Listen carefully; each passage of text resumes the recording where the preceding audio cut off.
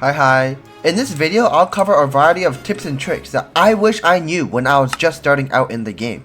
There's tips all the way from the starting fire to actually fighting different kind of monsters. And if you stick around until the end, I'll make sure that you can guarantee at least 99 days in your next playthrough. Don't be too concerned about your class, even though classes are very helpful and they do give you a very substantial lead if you have a good class.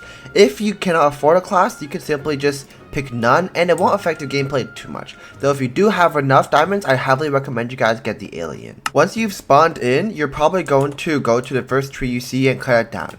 Now while this isn't bad, you also want to look out for your starting piece of item. It may be a piece of coal or 6 logs. You want to go ahead, pick that up along with your tree, and it should be able to level up the campfire like so. For example, over here I have a piece of coal which is guaranteed, and using the 3 logs that I got from that tree, I can quickly level up my fire to the next level. Afterwards, I want to find 2 pieces of coal, because all you need are 2 pieces of coal to level up your fire to the 3rd level.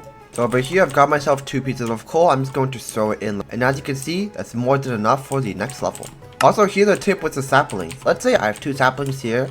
The rest of these are logs. I'm just going to put the logs right here. But for the saplings, you want to plant them all at the same spot, and you want to gather them all. You don't want them to be spread out and just plant saplings wherever you cut down the trees. And if you have a whole bunch of saplings in your sack, you can spam F and E, which will make sure that you plant the saplings and you automatically put them at the exact same tile. So as you can see, there were 2 saplings there, and when they grow, there will be 2 trees at the same tile, which will be very easy for me to cut down. The first thing that you want to build always is going to be a map. This map not only tells you a lot of important locations around the map, such as the snow area, but also tells you where you've explored, so you don't explore the same area twice. All these flowers do seem really nice and you might want to collect them. The thing is that most of the time, they aren't really going to help you and they only slow down your gameplay. Unless there's chilies. If the fairy trader has chilies in stock, then you will want to get the flowers. When you're opening a chest, at the same time, you can also go ahead and collect anything you find, such as coal or other things around the actual chest that you're opening. This just makes it slightly faster so you can speedrun through the game a bit more. When you're fighting the wolves to save the kids, and you only have a melee weapon such as a katana for me, but for you guys it's most likely a spear, what you can actually do is get all of their attention first, and then you can just run around them in a circle, and using this motion you can hit them all and they'll barely do damage to you. Sometimes they will hit you if you do it incorrectly, but most of the time you should be able to defeat them all without taking too much damage. Additionally, if that's too hard, you can just stay on this ledge and then use any sort of ranged weapon to kill them from up here, such as Kuna that I have, but for you guys it's probably going to be something like the ray gun, or it could be a revolver. Whenever you see any pelts or anything, make sure to pick it up because it is very important. They'll be used for the pelt trader, which comes at the 2nd day every single time, and using the pelt trader you can actually go ahead and get yourself some cool stuff.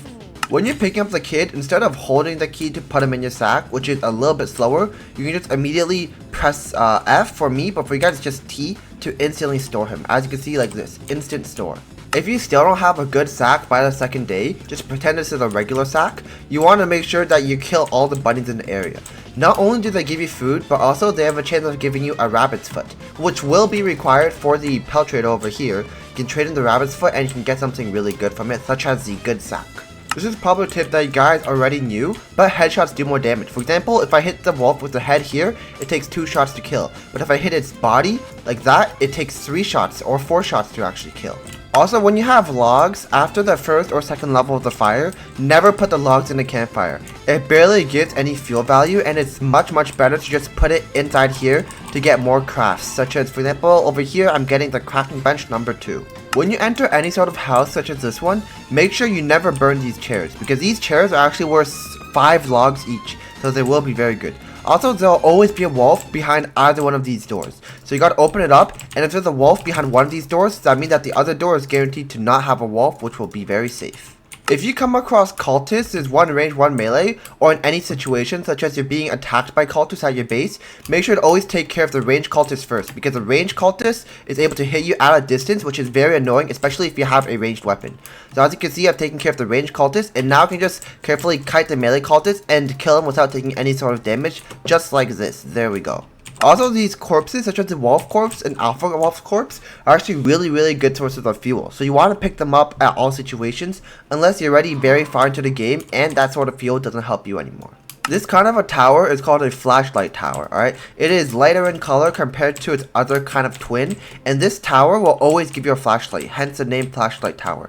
If your class doesn't come with a flashlight, you can always come here to rely on it because it will 100% give you 4 flashlights for you and your other teammates. But if you have 5 teammates, then one of them needs to, defend for themselves. When you're planting farm plots, here's a pro tip. If you have, for example, 2 farm plots for each person, right? You put a farm plot like this, you can put another one on basically the exact same area. You don't have to, have it be red. You can just put it on the same area, make it green, or you can build what I like to do, making a little crisscross pattern, such as this one, and you can actually put a crock pot in the middle here, so every single carrot that grows, you just move it by a little bit, and then it gets triggered by the crock pot's hitbox, and you make stew automatically. The freezer is an absolutely useless item. I'm just going to build it for the video, but for example, if I go ahead and place down the freezer, it's supposed to help you cleanly store food, but the thing is that you can just throw all your meat on the floor and no one will really care if your meat's hanging like that. But I guess you could take your meat and throw it inside of here. It just makes it a bit more organized, but you don't really need it. You can throw it on the floor and it's not like your meat ever expires, so. The Cultist Stronghold is a great way to get yourself a guaranteed ruby chest, as well as 2 guaranteed cultist gems, and 1 guaranteed fragment of the forest gem.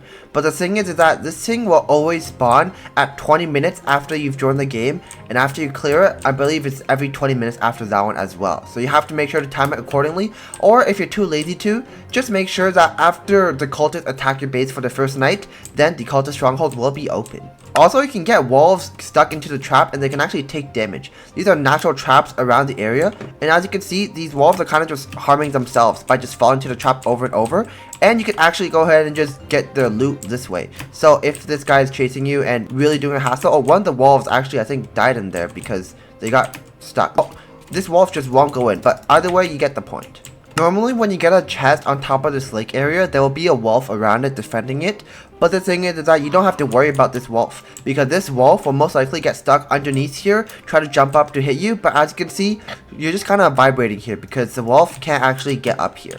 Also, this piece of coal is very scary because there's a trap around it, but you can actually go to the very edge of it and access a piece of coal without being strung up. But if you go just a bit too close, see what happens, you immediately get strung up here, and if something is attacking you such as a cultist or a wolf, well, you're basically as good as dead. When you're being attacked by cultists, one tip I have for you is to actually go on top of the map that you built. You can do this by just, going on top of your workbench here, and then you can just jump on top of the map. Oh, I missed it over there. But if you're on top of the map, the cultists, they can't really reach you, especially the melee ones. So you can just take out any sort of ranged weapon, such as a kunai I have here, or more free-to-play weapons, such as a revolver, until they come, and then just headshot them, and make sure they don't harm you. Oh, I see 2 of them right now, and I'm just gonna use my revolver. So, hit them a couple of times. Oh, make sure my revolver is actually aimed at them. There we go. 2 headshots. And using the last shot, I can just jump down with my katana, save a bit of ammo, hit them twice, and there we go. Revolver ammo, and also a free cultist gem. Amazing.